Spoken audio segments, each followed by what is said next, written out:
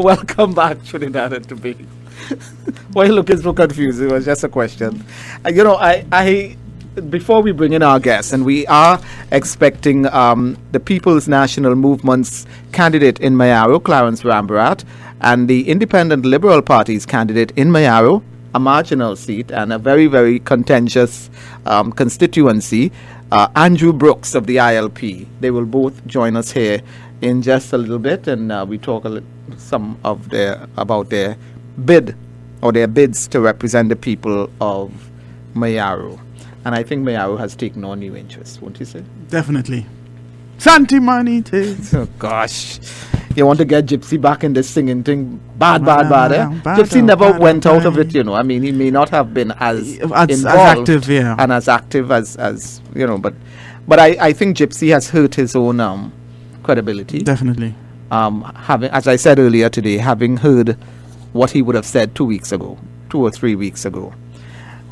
We are getting ready to bring our guests in, but before we do that, earlier today we spoke with Mr. Kishore Rambharat, and in connection with what took place on Tuesday night, I think in San Juan. Yeah, at the Kwesi. Where a group of COP members, and like Mr. Kishore Rambharat, I'm going to put COP members in inverted commas, went to the PNM meeting. And members, but definitely they have been supporters, and they. Well, yeah, but the COP has issued a statement responding to that situation 2 nights ago, and one of the things that what is being said in the statement, in part, is this was an act of great hypocrisy on the part of these so-called COP dissidents. 2 of the leading trio, Satuan Ramcharan and Rudolph Hanamji, are not even members of the COP, is what the COP is saying. They are not even members of the COP. The pair resigned by letters, both dated November 10th, 2014, and the resignations were accepted by the National Executive. They go on to say, this is the press release from the COP. Earlier in the day on Tuesday, this would have been before the appearance at the PNM meeting.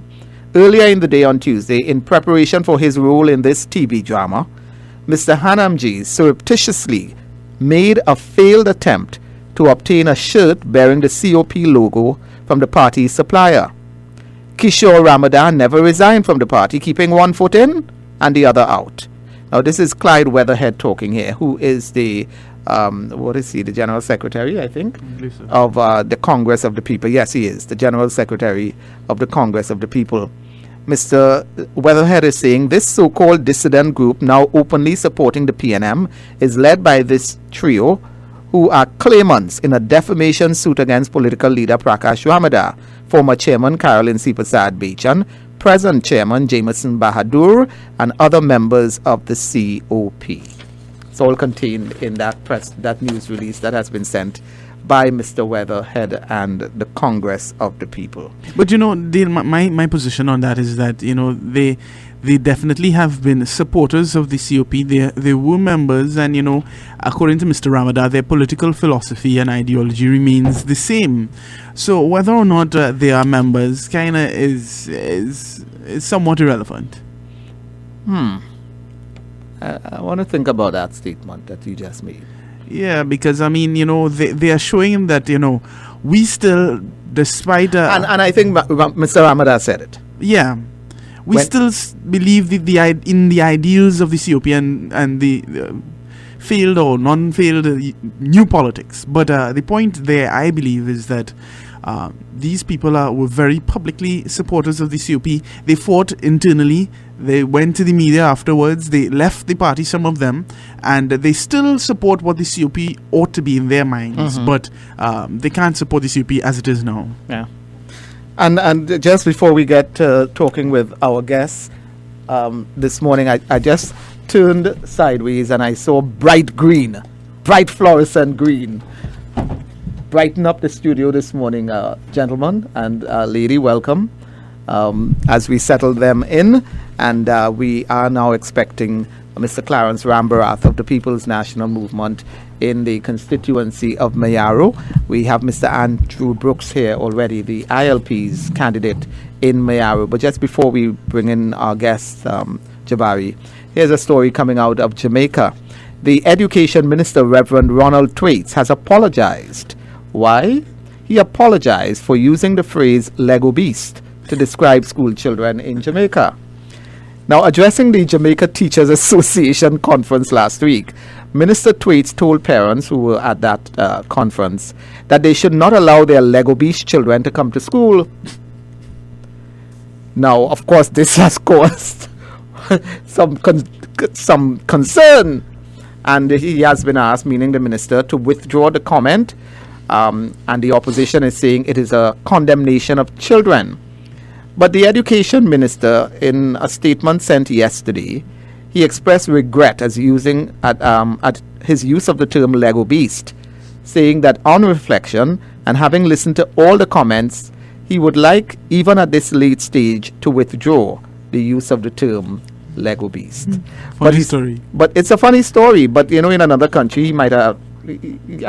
you are describing children that you are responsible for as the Minister of Education. We had as Lego we had a Beast. similar situation, Yes, we did. Yeah, Duncy had children, was it?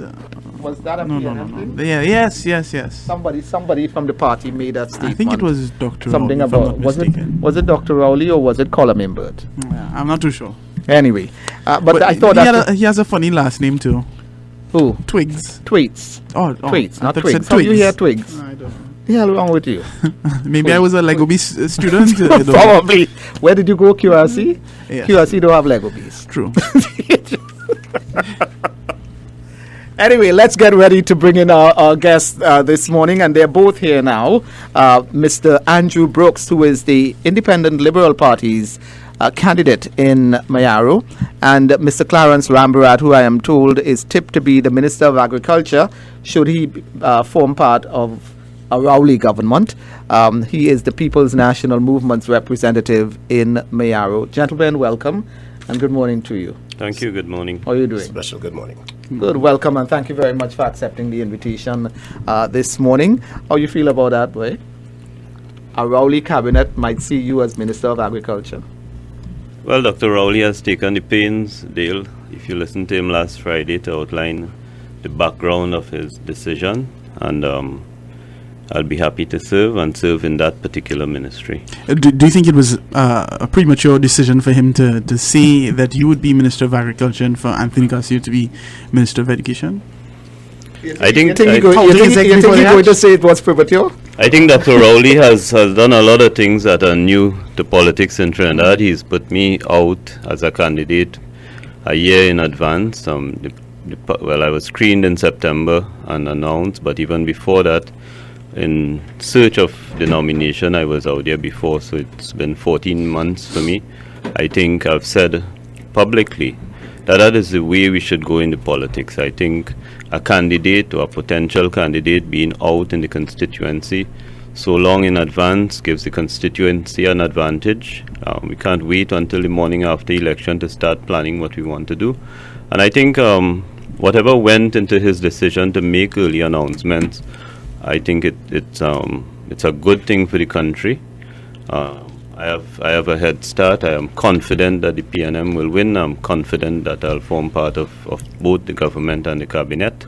And I've been the PNM's voice for agriculture for the last year. I led the team that developed the policy for agriculture. I was part of the team that developed the manifesto.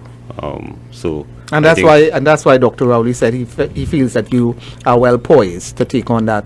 Yeah, he's outlined a series of reasons. It's been a long time. I don't know if you've done your research. It's been a while since a rural member of parliament has been Minister of Agriculture. The last time I could think about was when Trevor Sidama had a short stint in the UNC. But when I think about that green belt that stretches from Toko, Sangre Grande through Komoto, Manzanilla, Moruga and Mayaro, we've not produced a Minister of Agriculture. Certainly not Moruga, Komoto, Manzanilla, certainly not Moruga. I believe it's possible that in the early But what impact has that had on the food production of the country? Do you think? I think when you have ministers, I've always said it for a long time. When you have people, he who knows it feels it. He who feels it knows it. In other words, I live with farmers every day. I am around them. I understand the issues. I see it firsthand, and it's very difficult to understand the impact of policy decisions, simple policy decisions, unless you are around people who actually feel those policy decisions. And I'll use one example that I use from time to time. In my constituency, there's a place called Deeds Settlement. And Deeds Settlement is famous for the production of clay products. In the early days, a lot of your clay products, especially the diyas that we use for Diwali time, comes from that area. In fact, that area now supplies more than 50% of the diyas for the country. And the sales of diyas, the sales are a year-round activity now. But one simple policy decision was made under the Pandey administration, and I'm not bashing Pandey, and I'm not talking about Pandey. But in that administration, when there was an issue of mining on private lands, and indiscriminate mining on private lands, government took a policy decision, to ban mining on private lands. What that meant is that those people who set up shop many, many years ago in Deeds Settlement to take advantage of the clay that was available in Deeds Settlement can no longer mine on their own lands, and they must now go to central Trinidad and purchase clay.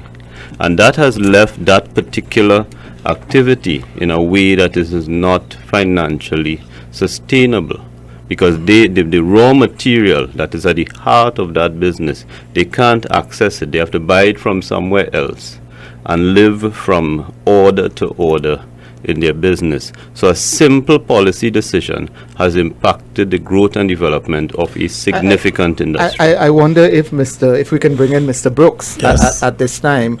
Are you originally from? I'm from Manzanilla. Right. From the region, is there, you listening to Mr. Rambharat, yes, in terms of agriculture, mm-hmm, do you see a significant role for Mayaro in the food basket as being part of the food basket of Trinidad and Tobago, according to your party's policy and probably your own personal position? Yes. What's the role you see there? I see a great role.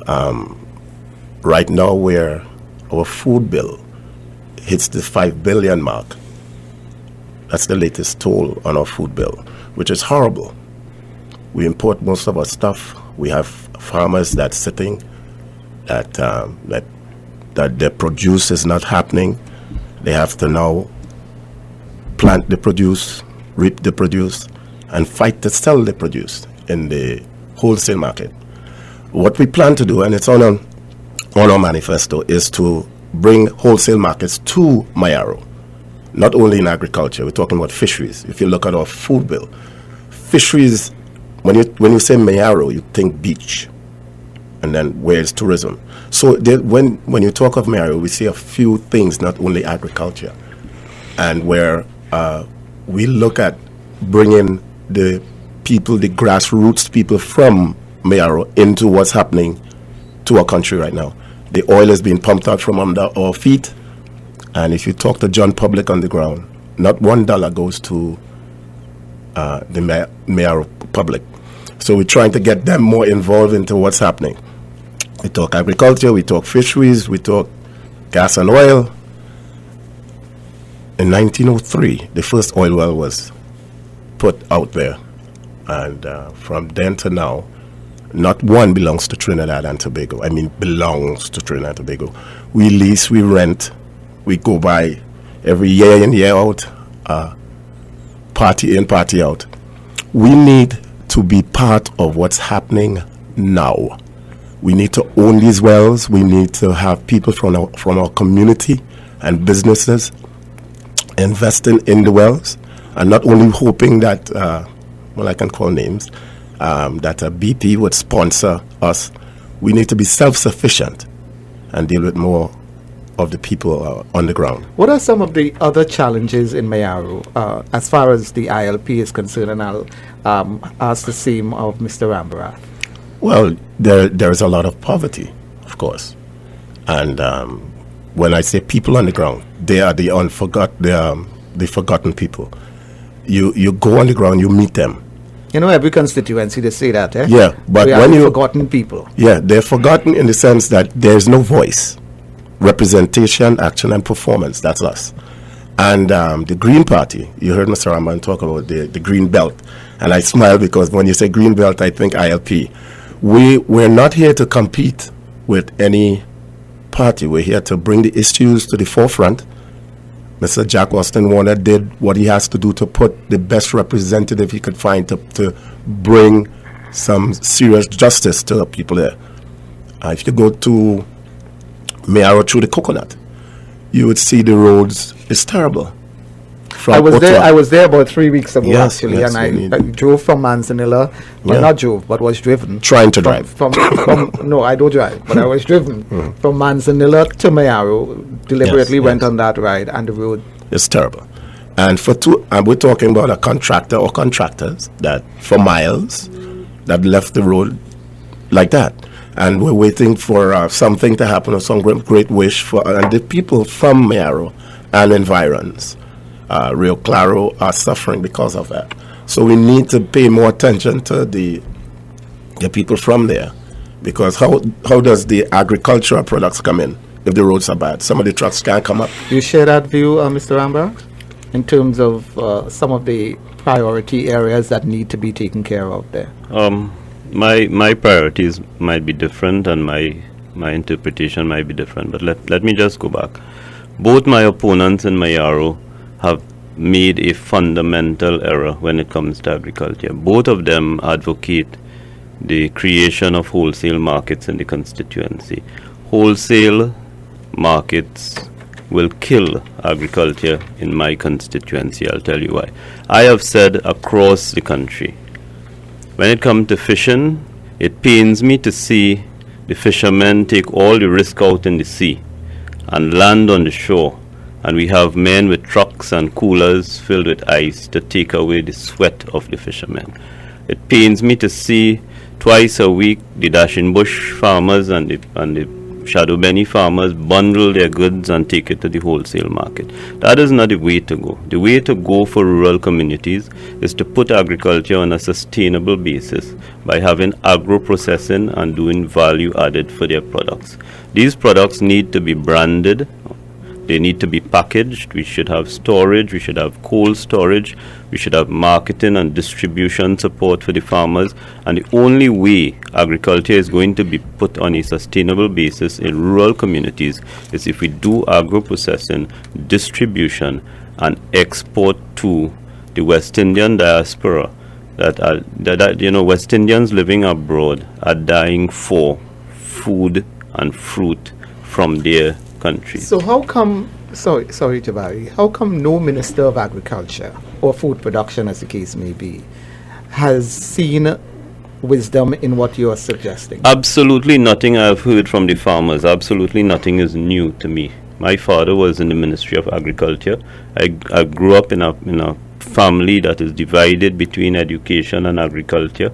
Some of the senior positions in the Ministry of Agriculture now are held by cousins of mine. I grew up in this, and nothing has changed. I've said across the country what the ministry needs. The ministry needs leadership, it needs vision, and it needs people who are willing to get things done. Those people are in the ministry, by the way. And I said last night when I spoke in Bish, people working in the Ministry of Agriculture, whether contract, temporary, permanent, and people working in those boards and institutions in that ministry have absolutely nothing to fear. I have no plans to interfere with anybody. I believe the talent is there. I believe the reports have been written. I think we need to implement and get things done. Mr. I see innovation.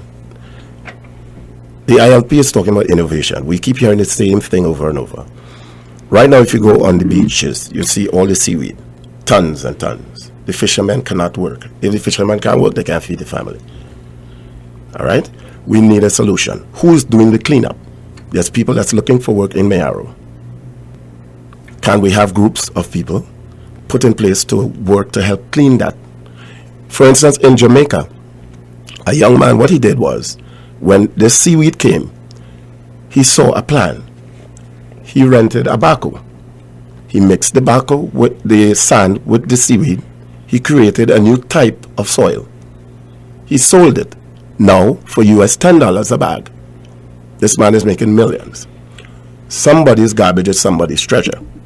There's but how sustainable is that? Because the seaweed seems to be potassium. not a consistent, not a consistently available thing. It seems that way to me anyway. That it's going to go away at some point in time. Well, it should go away. Global warming, it should go away. We don't know what's going to happen tomorrow. You have to prepare yourself. You have to have ideas put in place to work with what's happening now.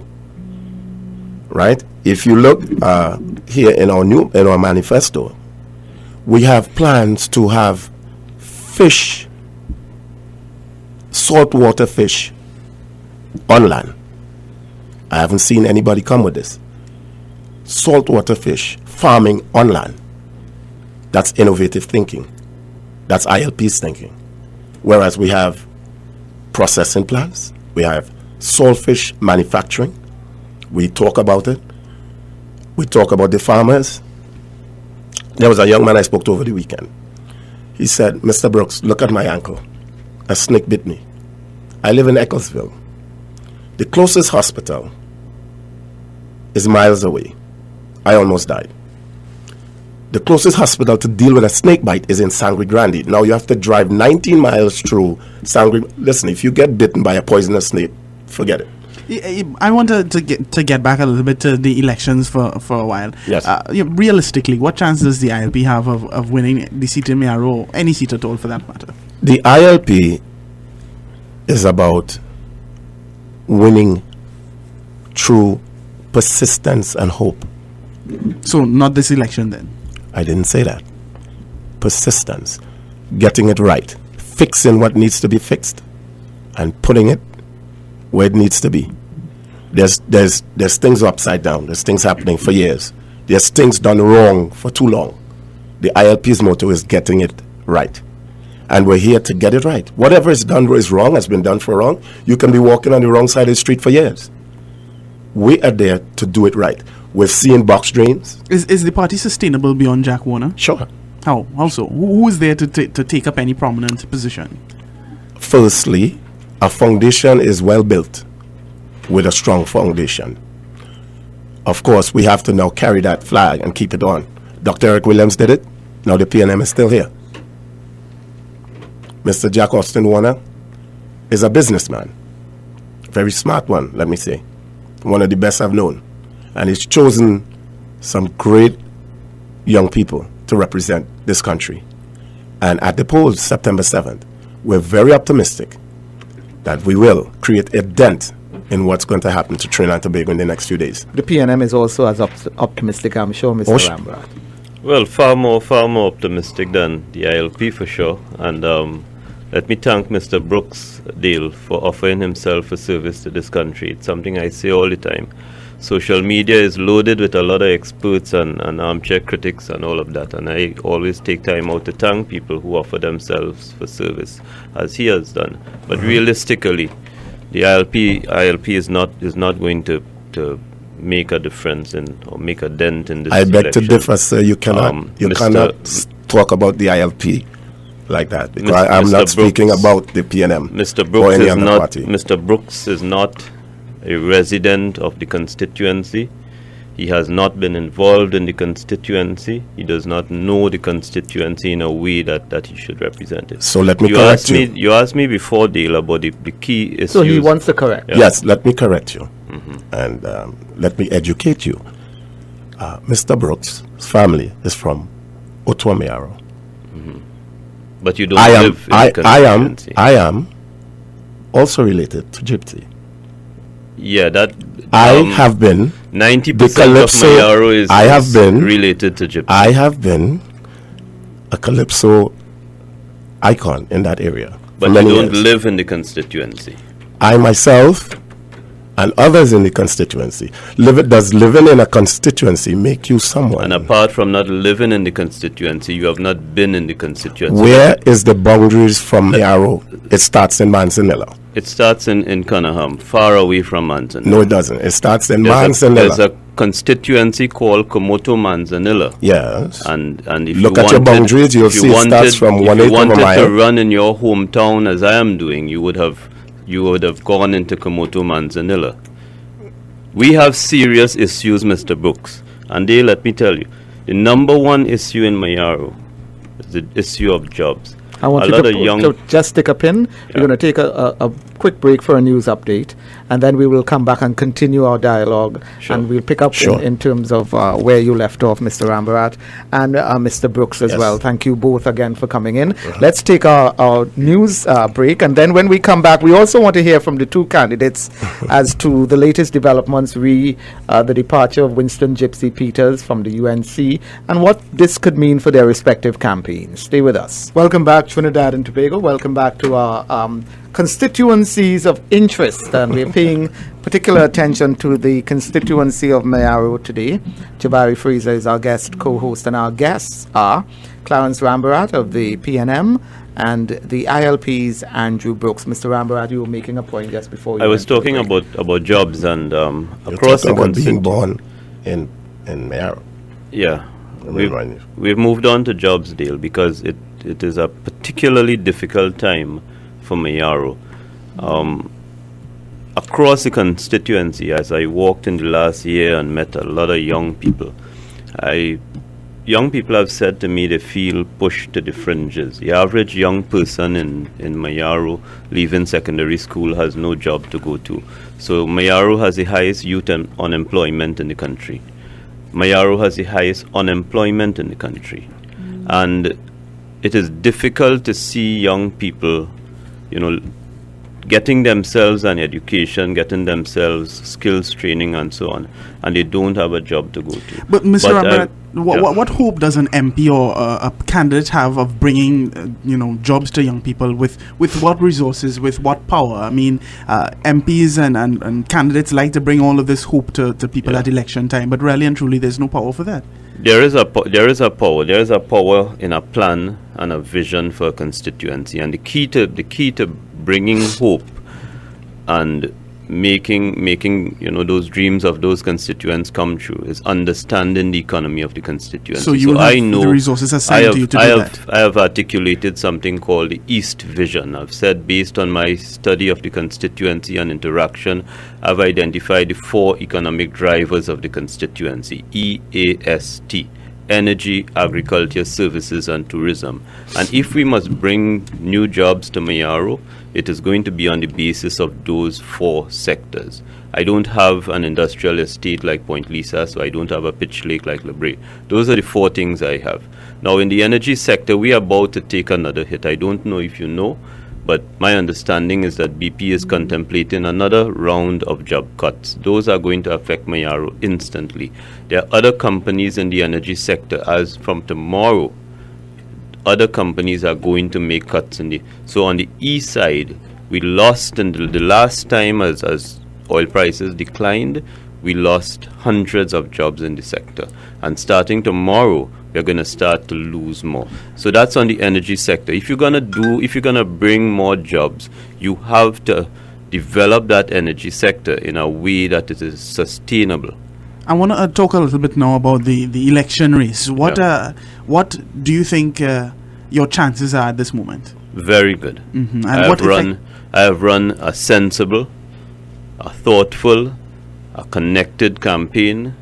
It has allowed me to understand the issues. It has allowed me to meet the constituents. And I believe that Mayaro understands what it needs to go forward. And I think Mayaro understands that the constituency produced me. I was born there.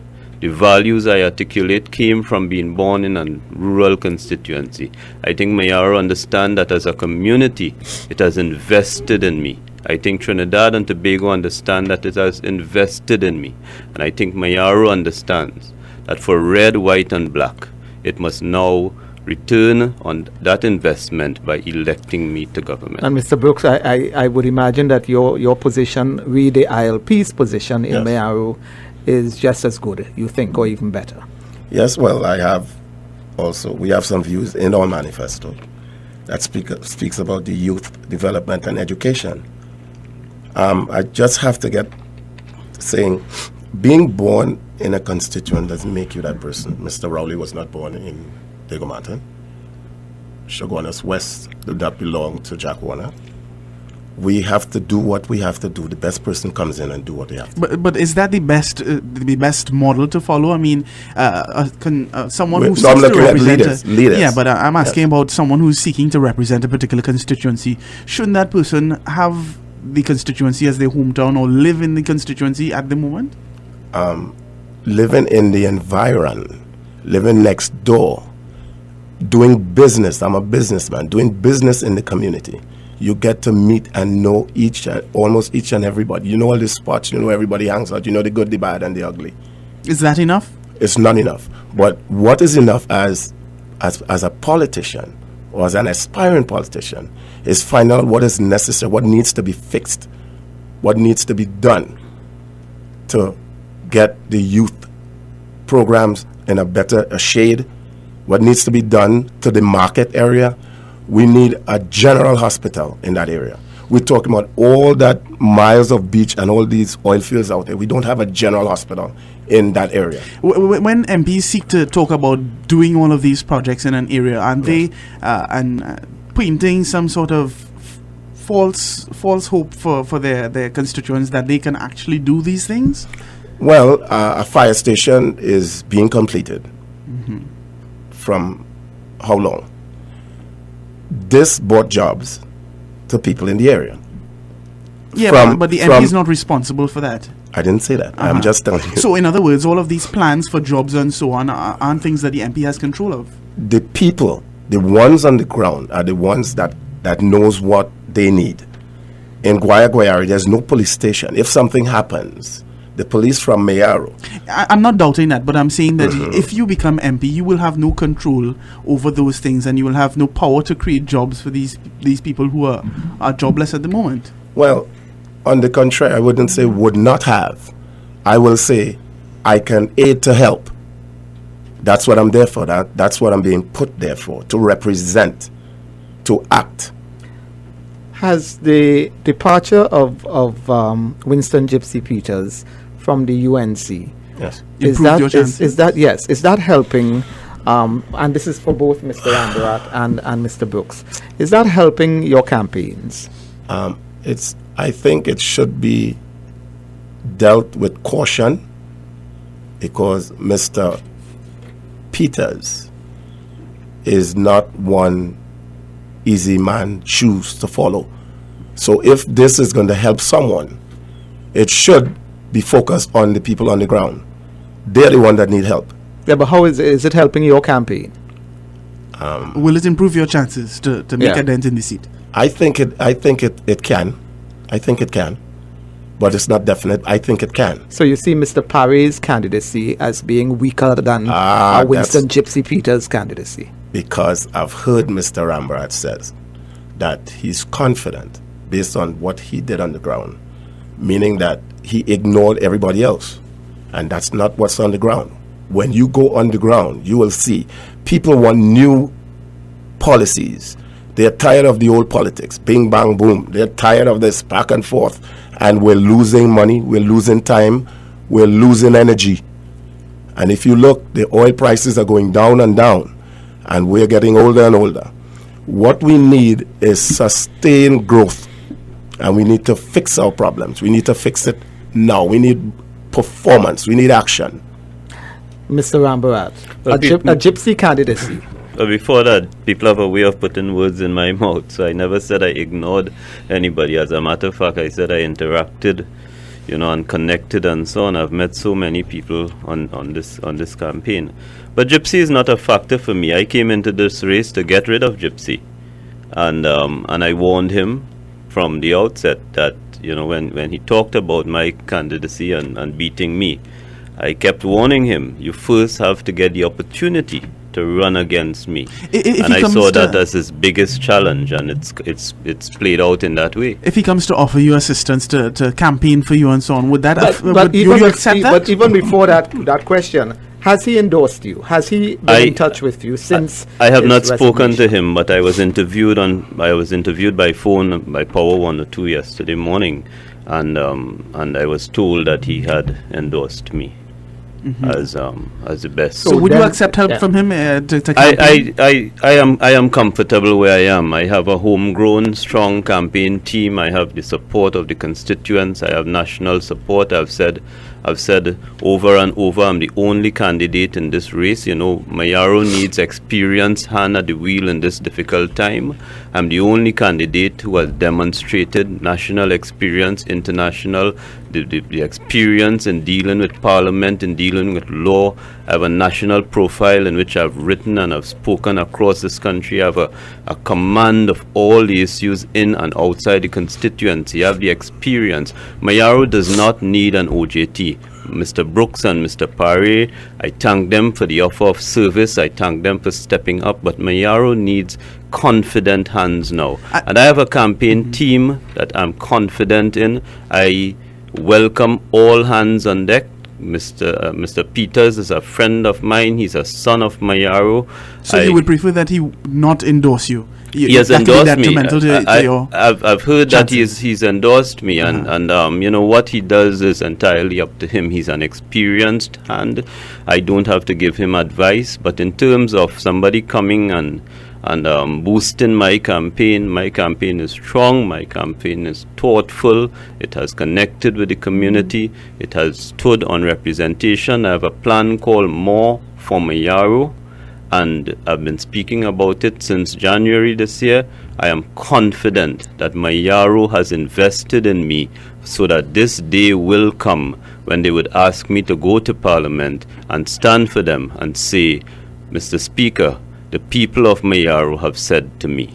I think a significant part of representation or parliamentary representation that's ignored in a large part by Trinidadians and by their MPs is the fact that MPs are supposed to take control of legislation and represent the views of their people in the parliament. That's the primary function, undeniably. And that is largely not done. Is there anything that you can do to improve that for the people of Mayaro if you become Well, MP? it's twofold. I always talk about Trevor Sudama. When I was in Form 1, I was in Form 1 with a guy who came from Trevor Sudama's constituency, and Trevor would post out copies of the Hansard to his constituents. So there's a training element to train and develop that understanding in the constituency of the role of the Member of Parliament and the work that the Member of Parliament is doing in terms of representing the constituency. But fundamentally, a parliamentarian, when I go to Parliament, I go to represent Mayaro, and I must always be clear in my submissions that I speak on behalf of Mayaro. And to do that, I must communicate and consult and all of that with Mayaro. That hasn't been the pattern. That It has we've not been the followed. pattern. And what guarantee do we have that you will represent the people of Mayaro and not just to a party line in Parliament?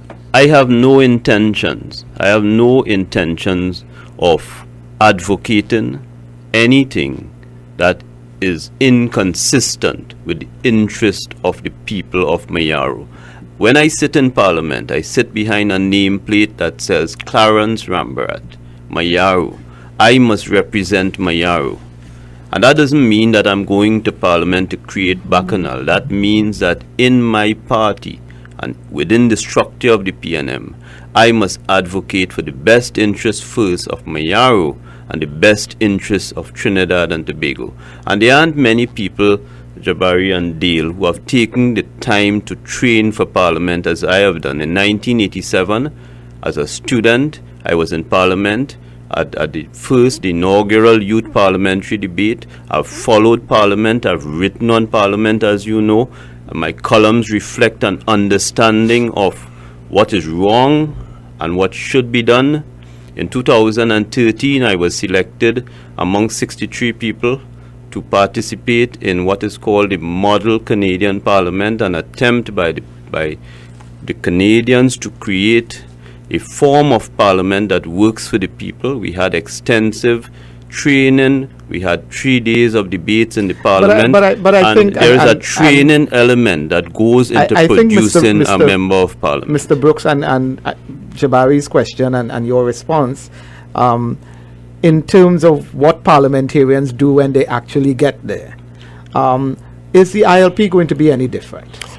Well, if you listen to some of the meetings that we've had, we do research before we speak.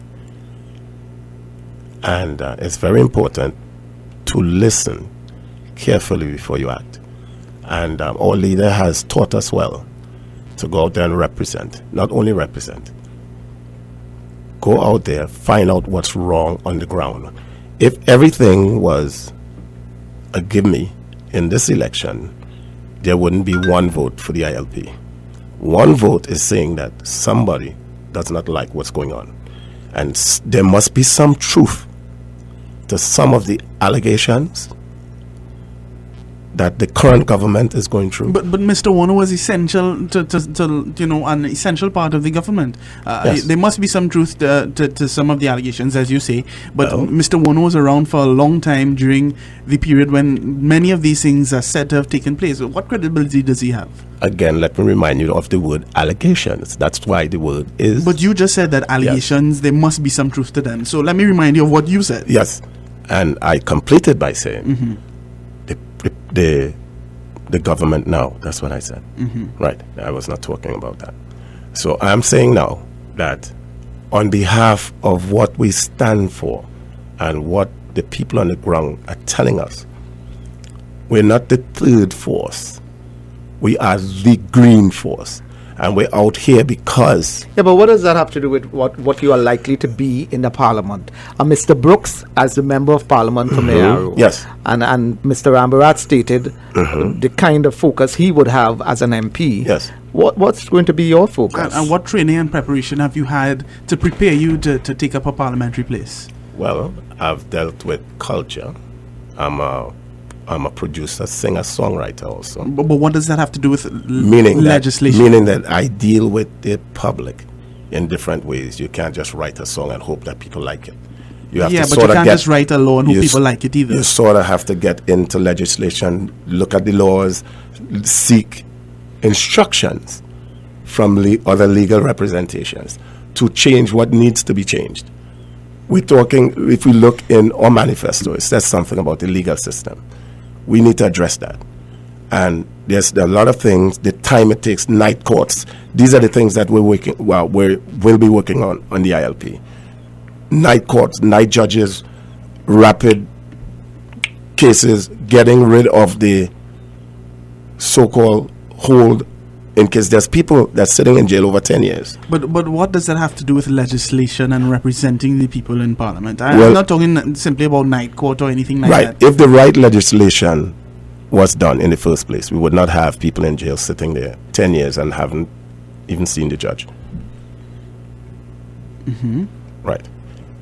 The right legislation in place, we would deal with it at a faster pace. But you think you would be able to contribute? Of course. To the formation of legislation on behalf of the people of Mayaro? Yes. The answer is yes. You hesitated a bit. Yes, because I have to be very careful of what I answer to. The answer again is yes. All right. Well, Mr. Rambharat, is it that moving forward, because we just have a few days again before the September 7th general election, is there anything that you are likely or would want to do differently between now and then? You hail your campaign and you're satisfied with your campaign. Is there any, in light of developments, including the departure of Winston Gypsy Peters from the ruling party, is there anything else different that you would do between now and then? I am on course. I worked with a plan. My plan is called More for Mayaro. On Friday, I'm launching the printed version of More for Mayaro. I've articulated the plan across the constituency. I've consulted in developing the plan. On Friday, I would launch the printed version. On Saturday on the platform, the national meeting is in my hometown. and you're welcome to come, Dale. You're welcome to come, Jabari. It's my hometown of Rio Claro, and I have a special statement to deliver in Rio Claro on that plan more for Mayaro. And of course, Mr. Parry is not here. On Saturday, I'll share with the national community. But I need to tell you, we did invite Mr. Parry just before Jabari. We did invite Mr. Parry. He has some voice problems. So he hasn't been, so he's not here. So on Saturday, I would demonstrate to the national community why Mr. Parry is so inexperienced and unprepared for the role of Member of Parliament and legislator. Do you think the PNM has sufficiently penetrated those areas of Mayaro that have traditionally been Indo-Trinidadian to swing the election your way? Well, I've not tried to penetrate anywhere. I've not tried to sway or swing anywhere. I have dealt with people. How has the reaction been to you in Naveta and Kusha and so on? Very good. I've been welcomed, and I am no stranger to them. My family roots run deep in the constituency and across the constituency, and Jabari and Dale. When you see my family photo, when you see my wife and my kids, you understand. When you see a photo of us, you understand that we represent Mayaro, one of the most mixed constituency in the country. 32% of Mayaro is mixed. Almost every home in Mayaro is touched by a mixture of races. My family photo represents Mayaro. But there are some areas in the constituency which are not as easy to, and we're not going to use the word penetrate, but there are some areas in the constituency which may not be as easy for the PNM as it probably would be for the UNC. Both parties have their strongholds, and I've gone across the constituency. I've not spoken in Ottawa in any way different in Navet. I've not advocated my ethnicity in one area or my wife's ethnicity in another area. I've spoken to people who I grew up with, and race has never been a factor, politics has never been a factor, and I am myself surprised, Dale, because I know there are places the PNM activists walk and people don't come out, and they walk house after house, and yesterday, for example, and day after day, people are standing up waiting. I spoke last night on the platform about two kids, Raj and Anushka Jawahir, who stood for hours in their oversized t-shirts with their flags and bandana, and they wanted to see Mr. Clarence. And that is the reaction. If you win the seat and if the PNM wins the election, wouldn't the load of being the MP and being agriculture minister be a bit too heavy? It will be. The load of being a member of parliament in the largest constituency in the country. So how can you effectively do either job? I have something called a model of representation that I'll advocate on the parliament on the platform. It's a plan that I have to represent. It's a plan that I have developed based on the fact that it is impossible for a member of parliament to divide duties between parliament and working in the constituency. But I have a plan to do that, to deal with it, which does not rely on me. A member of parliament is supposed to provide leadership, ideas, connections, opportunities, and resources. And I intend to put a system in place in which the constituency can be represented, and I can provide those 5 things to the constituency. Dr. Rowley has spoken about dividing or not making all MPs ministers and so on, and I assume he says that for greater effectiveness on either side and to ensure a greater separation of arms, of powers and so on. But so far he has named two of his candidates who are to be MPs as ministers. Well, we're going to the key to it, Jabari, is compensation. $17,400 can't pay a member of parliament. I mean, we're paying Raji Ali as coordinator of Life Sport $30,000 a month. So it's not sustainable. But of course, on the other side, people want to pay for performance. So we must review compensation, but we must also establish performance metrics for members of parliament. Now, in Dr. Rowley's cabinet, I imagine there will be elected MPs until we change that model where elected MPs do not serve in the cabinet. The cabinet will have elected MPs and senators. But the fact is that wherever you are and whatever additional responsibility you are given, you are elected to be member of parliament. And in my case, I must have a system to represent Mayaro, knowing that more than half the time is going to be consumed by the work of Parliament. And I don't intend to shirk my responsibilities in Parliament. I intend to be an outstanding legislator in the Parliament. But I also intend to continue. I expect that on the morning of September 8th, I will be walking the ground in Mayaro as though there was no election. I intend to be an involved member of Parliament, but I do not intend to rely on my presence only to service the constituents. We have to wrap up now, Mr. Brooks. Mr. Brooks, I'm going to ask you to just say your final thoughts as we wrap up.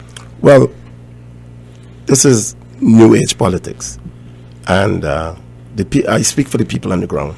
When they ask me a question like, what do you use? You vote for someone today and you have no food on your table tomorrow. You don't know what you're going to get. You know what you have or what you had, but you don't know what you're going to get. We have presented a 54-page new manifesto that we asked you on behalf of the ILP to take a read, listen, look it over. Our political leader has put his endorsement on it, and I think we need to be heard, just as the other parties. We're not here to bash, we're not here for pecan, we're here to prove a point. Our point is this: we will represent you in the best way that we can by giving you quick performance, legal performance. We're going to put people in jail, ladies and gentlemen, for the wrongs that they've been doing to the people of Trinidad and Tobago. The jail cells will be filled. This very same jail cells that you have a problem with. The same ones. Yes. The backlog. And yes, because we'll do it faster. Thank you very much, gentlemen. Mr. Rambharat, thank you for coming. And Mr. Brooks, thank you for coming as well. I know that your trek was probably long this morning. But it was. Always. To be on the best morning show. I'm sure that's what they said to Paul 102. No. But it's really a long drive. Yeah, I'm sure it is. Thank you very much for coming in. Thanks for having me. And all the best to both of you. Now, we do have our paid political broadcast coming up. Jabari Fraser, thank you once again for guest co-hosting. You're becoming quite a regular, aren't you? Seems so. Yeah. I don't know what that means. Maybe I could represent the I-95 or something. I don't know. Wait, the Parliament? Dale, I don't know if you have political aspirations. Tell me to yourself. I've already dealt with that, Jabari. I've already dealt with that. Anyway, thank you all very much for being with us. Tomorrow we look at another constituency of interest. Guess which one it is? Tunapuna. Bye-bye, everybody.